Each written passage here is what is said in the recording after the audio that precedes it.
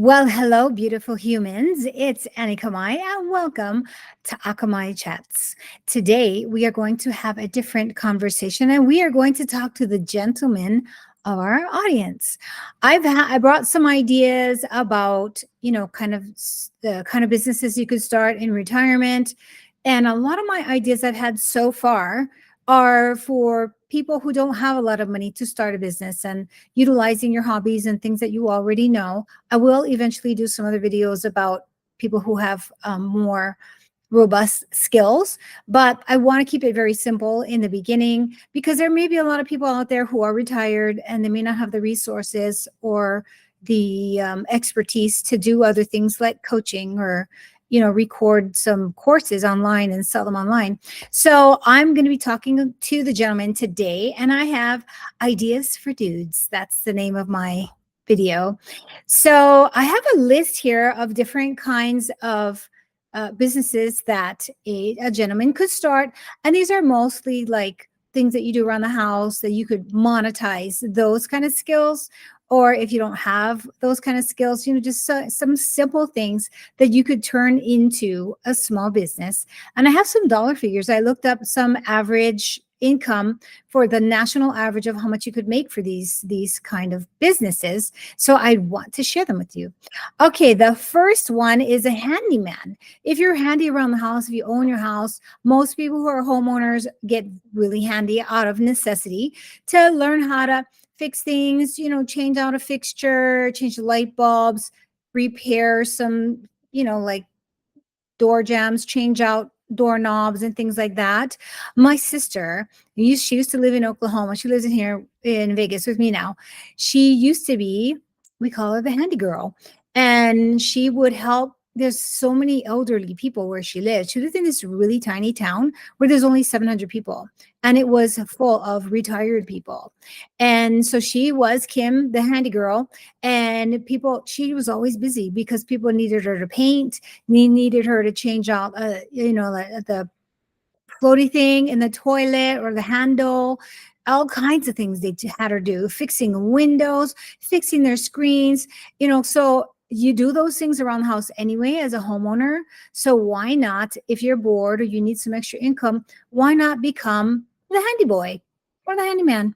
So a national average, believe it or not, a national average for a handyman is roughly $39,000 a year. Now, if you lived on a fixed income, that's an extra, like maybe $3,500 a month. Who couldn't use that? That would cover your mortgage or your rent and, a lot of your expenses. So it's a significant amount of money that you could make. Now, also, I learned that here in Vegas, handymen have a limit, like a bid limit, the job size limit, because they don't have a contractor's license. They have a handyman license. They're limited to the maximum amount for the job. I don't know exactly what you call it, but I think it's like $2,000. If what you're fixing is going to cost more than $2,000, you can't do it. They have to get a contractor to do it. So check your state and see what the limitations are. I guess you can just go onto your state website and look at a handyman license and what are the requirements, because some things do require licenses. Okay. And a handyman is definitely one of those. So 39,000, the average is between 56,000 to 35,000 to 56,000. So that's quite a range. So I guess it depends on, the size of your city and how ambitious you are and how well you do your marketing. So, if you are on the high end, if you live in a highly populated area and you get to be pretty popular and you do good work, because people will tell their friends when you do good work, especially for a handyman, because they need to trust the person. He needs to be knowledgeable. He needs to stand behind his work because people are inviting you into their home. Okay, so if that's something that you want to explore, I think that would be a great idea. Yard cleaner, and I thought yard cleaner is kind of a really simple kind of a business. You all you need is some basic yard tools, right? A lawnmower, rakes, maybe some hedge trimmers and things like that, shovels and whatever. You don't really need a lot. It's not a lot of investment, but a yard cleaner can make $18 an hour. That's the national average. $18 an hour. That's almost as much as they make at McDonald's. I'm just kidding. So, and I did the math, and it's like 37,000 a year. That's nothing to sneeze at. You know, if you can get like a full 40-hour work weekend, you know, you can make 37 grand. That's not bad. Furniture assembly. Now, there really wasn't any statistics on this, but I had mentioned it before. When you buy furniture from IKEA, or, you know, these like do-it-yourself furniture shops, there was a shop back home called Naked Furniture, and it was furniture that came in a box and it was unpainted. You have to put it together yourself. In fact, my son's first dresser was from a Naked Furniture store. It was unfinished, and we stained it and then put what do you call it, polyurethane on it, put the handles on the dresser handles. So you could do that for people. You could assemble their furniture, because people might not know how to do it. Not everybody's mechanically inclined. They don't have really good eye-hand coordination. So it's definitely a service that people could use.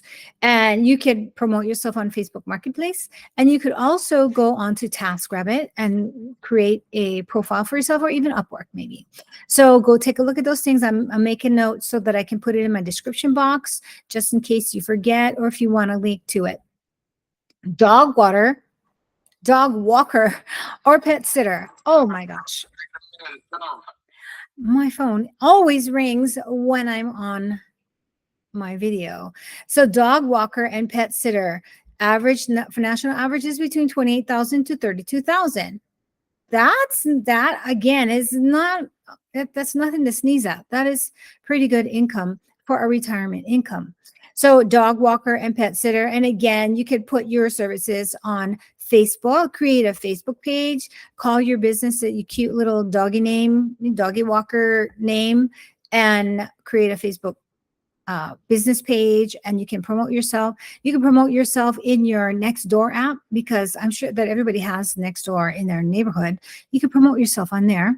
And then I have another one, which I thought is pretty interesting, that was kind of tied to what my sister did, and that is a painter. So, you know, if you don't paint, or if you don't want to do a full-on handyman business, you could just be painting, like Peter's painting. And you can paint the inside of people's house, or, you know, the outside is a little bit trickier, because sometimes you need like scaffolding, and, you know, if you're an older person, you really got to be careful about that, not losing your balance and falling down and like breaking something. That would be tragic. But a painter can make up to $48,000 a year. All you got to do is go to Home Depot and buy some paint and brushes, and there you go. Money. Let me see, Airbnb. So if you have a pretty big house, let's say that you are a gentleman that lives by yourself, you know, because your kids moved out and whatever, you live by yourself, you have these extra rooms in your house, you could rent them out on Airbnb. Just post it on Airbnb, provided it's allowed in your neighborhood and in your town. And for the statistics for Airbnb, if you rent out a room in your house, one room national average is about $8,500. That's not bad. What is that? 800, maybe $800 a month extra. If you have two rooms, it's 13,000. And again, it depends on the area you live. If you live in, like, you know, a small town, Minnesota, is not as much as you could get if you lived in Las Vegas. Let's be honest. Okay. So, but this is the national average. Reseller or arbitrage. I talked about arbitrage before. I think is a fun business you could do. Anybody could do it. You could go and, if you, depending on what you like and what you like to collect, what you like to look for. Some people, like when we had our pawn shop, I remember I told you before about the pawn shop. If you don't know what I'm talking about, go look at the police video, because it's in there. Maybe I should do a card and link it up there. Or there, I don't know which side it's on, but yeah. So people used to go, guys used to go to the pawn shops and look for tools, and of course, Mac tools and Snap-ons. Those were the highly coveted tools, and so they would buy them and then they would resell them. You could do that with golf clubs, because golf clubs is a really good business. And again, in that same video, my dad's friend started a golf pro shop, but he started out at the swap meet, because he used to go around and he used to buy all people's used golf clubs, and then he'd resell them, clean them up, make them look pretty, and then you resell it. So you can pretty much resell anything. You can have a great time going to garage sales in your town or across town or out of state. Different areas of the country have different tools, different things, right, that they use. And you could imagine how fun would that be? Like, let's say you had an RV and what you did was you went across the country going to garage sales and you bought up a whole bunch of tools and then you bring it back to your house or wherever you live. You do that in the summer when everybody's having garage sales, and during the winter you can post all your things on Facebook Marketplace and you could sell your tools for a decent markup, I would imagine. Because when you go to a garage sale, you can wheel and deal and get things at a really good price, right? So buy stuff and then sell it. That's what reselling is. Okay. And then the final one I wanted to talk about today on my list is using your business to fund your hobby. So that's what I did when I had my soap business. And like I said before, I really want to get back into making my soap. I really like making the soap. It's because I had really good technique for making swirls in it. And then I had some fun with the fragrance and the consistencies and all that. And I sold my soap so that I could pay for my hobby. So if you have a hobby that's kind of expensive, then do the hobby. And, like, let's say you're coin collecting and you can buy some extra coins that you already have and then sell them. You like to collect watches, buy a lot of watches and then sell some of them. You know what I'm saying? If you're a woodworker, make some tables and then sell them because you enjoy the making of it. And then you make something beautiful. You can't have a house full of coffee tables. Like, seriously. So make them and then sell them. So that's how people fund their hobbies. But, another side thing that I wanted to mention, especially when I'm speaking to my seniors or, my older people, I don't like being called a senior. I don't look at myself as a senior. But anyway, be that as it may, it's really important to stay active, to stay busy, to be social. All of these things add to your longevity, right? It enhances your physical health. It enhances your mental health because a lot of older people like live alone and it can be quite lonely. You get a dog and stuff, but you still need human interaction. So doing the thing and going to all of the garage sales and talking to people and wheeling and dealing. That's super fun, but it's also very healthy for your physical body and also for your mental well-being.